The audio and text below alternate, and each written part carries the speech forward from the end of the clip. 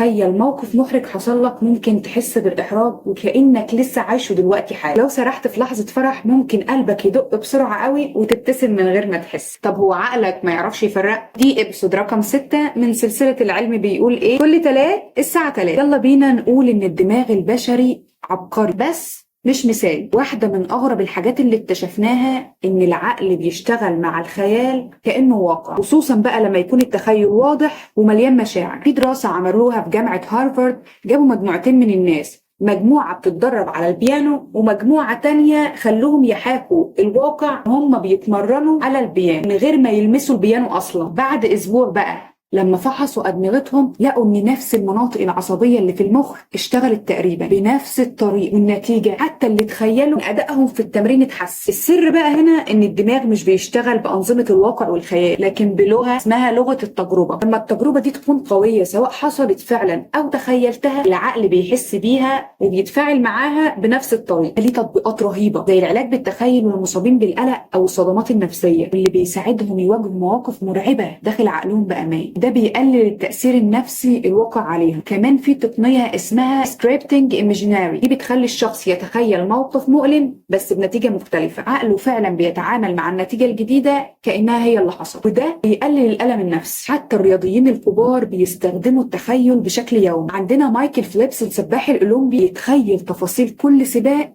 قبل ما يدخل المية، صوت، الحركات، التعب، الفوز، يساعده يحقق أرقام قياسية، لأنه ببساطة عقله اتحضر للواقع عن طريق الخيال. بس هنا بقى النقطة اللي لازم ناخد بالنا منها، الخيال ممكن يكون سلاح ذو حدين. لو قضيت وقتك تتخيل أسوأ السيناريوهات دماغك هيعيشها كأنها بتحصل فعلا، جسمك هيبدأ يتفاعل بتوتر، قلق أو حتى اكتئاب. ده بيأثر سلبيا على صحتك النفسية والجسدية، ده اللي بيسموه الرومينيشن أو الاكترار الفكري. عشان كده لو عرفنا نستخدم الخيال بشكل ذكي ممكن نحسن من تركيزنا، ذاكرتنا، وأدائنا، ونخفف كمان المشاعر السلبية. في النهاية خلونا نقول إن الدماغ عبقري لكن مش دايما بيقدر يفرق ما بين الحقيقة والخيال. ده معناه إن كل فكرة، كل صورة، كل لحظة بتعيشها جواك هيكون ليها تأثير على الواقع بتاعك. ابدأ من دلوقتي تخيل واقع أفضل، لأنك مش بتحلم، ده أنت بترسم، أنت بتبرمج عقلك عليه.